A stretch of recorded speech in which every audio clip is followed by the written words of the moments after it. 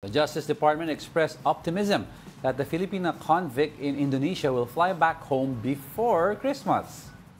The Justice Department has yet to secure a date for Veloso's flight back to the Philippines. DOJ also promised their Indonesian counterpart that they will punish OFW recruiters. They allegedly put the drugs in Veloso's luggages without her knowledge in 2010. Veloso's mother, Celia, was able to call her daughter last week. She also reiterated her plea again to the Marcos administration to grant clemency to Veloso. Sinabi lang sa amin na ano raw ba, dadalaw raw ba kami o hindi, o baka siya na raw ang uwi. Yun ang sabi sa amin. Yun lang po naman hinihintay namin talaga dahil alam naman po ng lahat na talagang biktima lang siya. Matagal naman na siya nakakulong. Sana po ibigay na po nila yung clemency kay Melvin para sa Pasko sama-sama na kami. Ayun. Yun. Actually, so hopefully, by Christmas, andito na siya.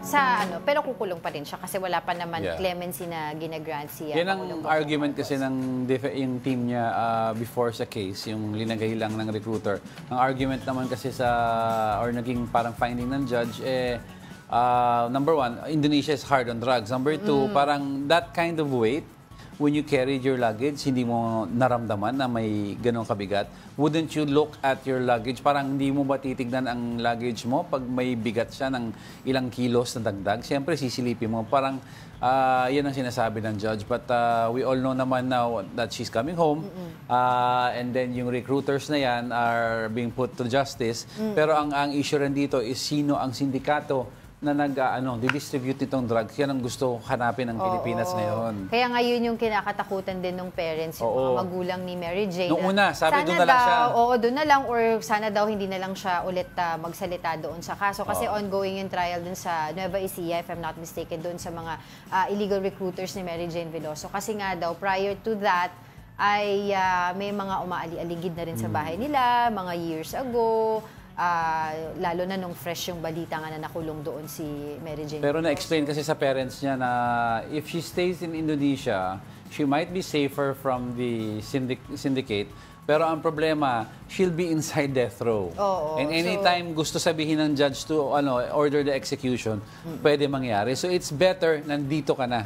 Diba? So basta ngayon nga, ang maganda dyan ngayon, wala na siya sa death row. Yes, diba? Uwi siya ngayon, ang tanging pakiusap na lang, of course, ng pamilya niya is mag-grant nga ng clemency itong si Pangulong Bongbong Marcos. Pero I don't think naman na pag-uwi niya dito, agad-agad yan. Siyempre, gagalangin ng Pilipinas yung desisyon ng Indonesia, and then magkakaroon pa yan ng mga consultation. Saka any decisions to be made daw moving forward will be in coordination with the courts of Indonesia.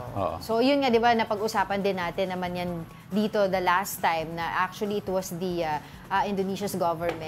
Indonesian government who contacted Philippines regarding Mary Jane Veloso's return to the Philippines. Kasi nga may mga policy sila doon ngayon since the new president nila, if I'm not mistaken, yun nga, yung mga nasa death row, tapos good behavior naman within 10 years, ay pwede nila maipabalik doon sa country of origin. So, ayun, actually, before this decision came out, yung family supposedly ni Mary Jane Veloso, yung mga anak niya, kasama yung nanay niya, pupunta sa Indonesia to visit her December.